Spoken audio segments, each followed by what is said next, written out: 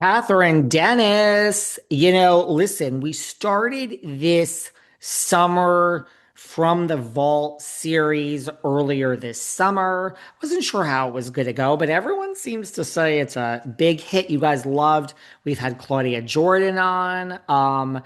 We've had Juicy Joe, and now this is a never before heard. This has never aired. It's never aired audio. It's never aired on Patreon. It's never aired on YouTube. Never before aired chat with Kathryn Dennis. Why are certain things in the vault never before heard? Well, that's a great question. Come to the next live show. Everybody gets a question. You can ask anything you want. We cannot plead the fifth. That's a great question. But this is a from the vault, never before heard chat with the one and only Kathryn Dennis, recorded at a previous time. Now we get into, of course, Southern Charmed, highs and lows, her relationship with the boys, Patricia. But look, we get into a lot of other things. You guys know, it's not always a softball interview. It's really not a softball interview ever here on Behind the Velvet Rope. We get into things. First of all, love Kathryn. Like, can I just be biased? Love. Very kind, gentle soul. That is how I felt this chat with Kathryn was. But we get into it. We talk about Thomas, custody, the kids, sobriety, rumors. There's a lot of other rumors about her and the hit and run at the school. What was that, like a year ago, a year or 2 years ago? We cover it all. So kick back, relax from the vault, never before heard chat with Miss Kathryn Dennis from Southern Charm begins right now. Share stuff then, or Oh, I can't wait. I can't wait. Like, I have literally thought about doing a series. Like, if I could do anything in the world right now, if someone asked me, well, what do you want to do now, Kathryn? You know what I want to do?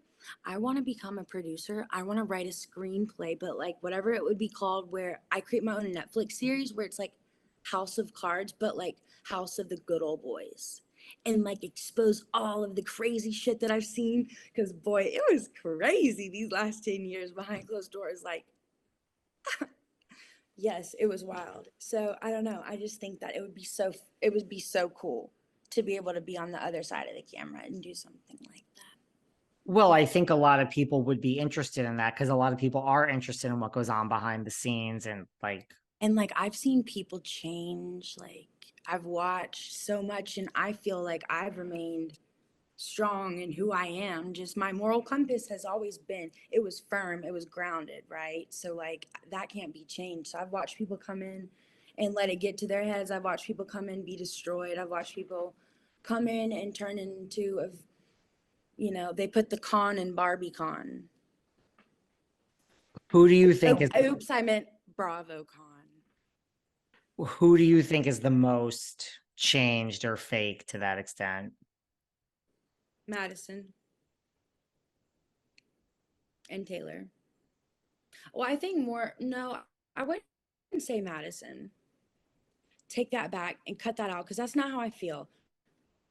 But Taylor, that is very disappointing because she was like preaching this whole like Christian girl like theme those first few years, and she was meek and like quiet and sweet and like that's all. And then all of a sudden she had this presence and it was like, wait, I don't trust you because you're suddenly acting like someone I've never met. And turns out, I don't know. She's not who I thought I met. Do you think that breaks like the guys, because like Austin was involved too, like he kissed her, like does it break bro code too though? That Austin is kissing her and that's Shep's good friend. It seems like those friends have community property at this point. Seems like that's what they're doing. It's all community property for them. It does. I mean, it does. In an ode to Whitney's old song. Sorry, that was like an inside joke. Do you know this guy Gaston, I guess from Southern Hospitality, that apparently Gaston, like from Beauty and the Beast, Gaston. Well, he's on Southern Hospitality. He's a roommate of someone on Southern Hospitality, and apparently that's who Taylor is dating or was dating for a minute, and possibly still Really? is. Oh my God. Wow. Yeah, there's some big fish in a little fish bowl right here in Charleston. Laughing my ass off. No, I haven't, but I'll look him up because Gaston sounds like a very unique screen name as well. He's apparently a roommate of someone who's of Yeah, TJ, who's on Southern Hospitality. dude, So it so needs to be said like Gaston.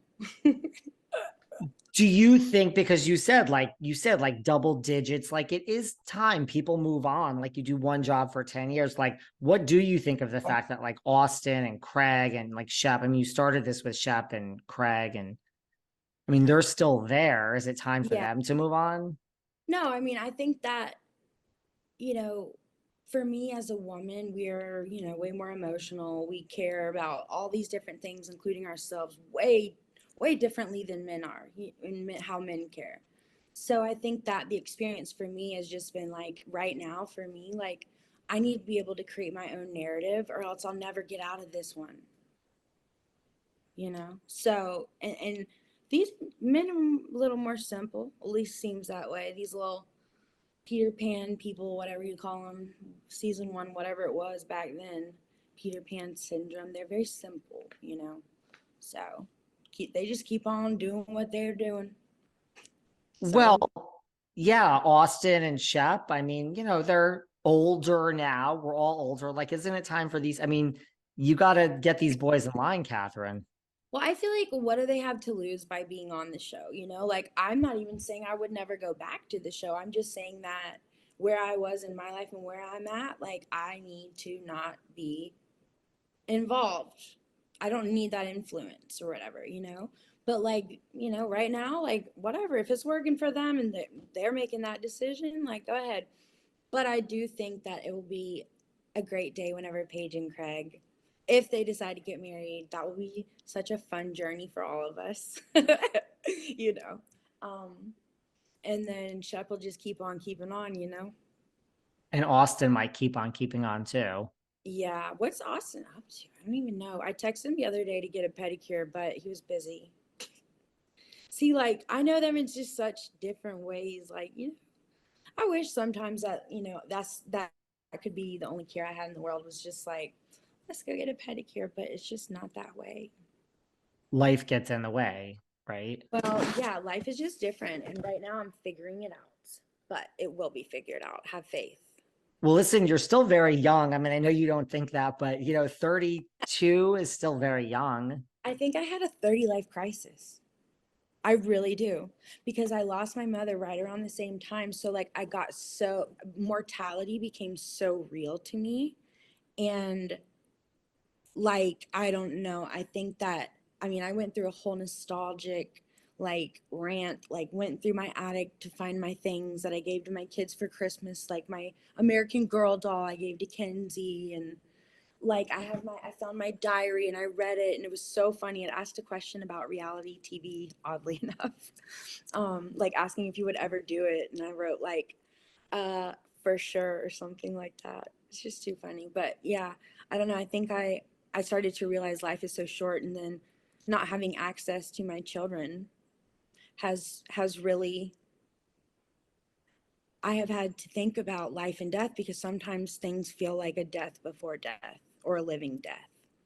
Sometimes you feel like you're living your own death before death. You know what I'm saying?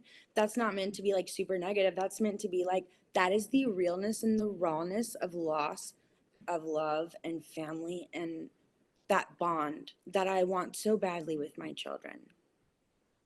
Right. I mean, having lost them and like Thomas having full custody, like that has cannot be easy. Yeah, and I don't have access to them. I'm sure if anyone can imagine what that's like every day waking up knowing that every 5 seconds when you are reminded your mind goes back to what are they doing right now. So I think people just expect me to just have it easy and I'm really like I'm taking care of myself and I'm figuring it out and I will not let anyone's words ever like destroy me. I don't care if people say that I'm the biggest loser in the world, because all that does is fuel me to be bigger and better. And maybe I'm silent, but you know how you always hear silence is like golden or whatever it is? I believe that, and I have faith in that more than I have faith in anything else around me. That's a good attitude. And I mean, I'm talking to you here